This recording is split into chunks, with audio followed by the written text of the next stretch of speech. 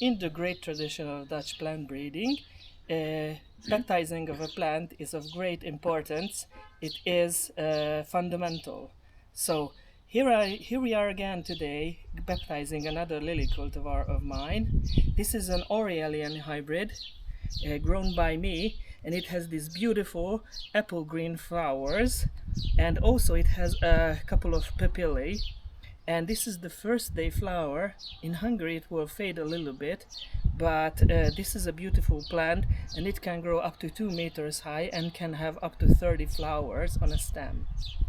So here we are. I name you today Guacamole.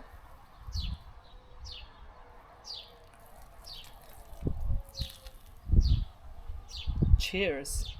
Prost! Egészségedre! I am hoping to introduce this lily cultivar in 2027. I've already scaled it in the spring, and I'm very hopeful that you can also enjoy this cultivar in your garden in a couple of years. Thank you for your attention. See you next time. Goodbye.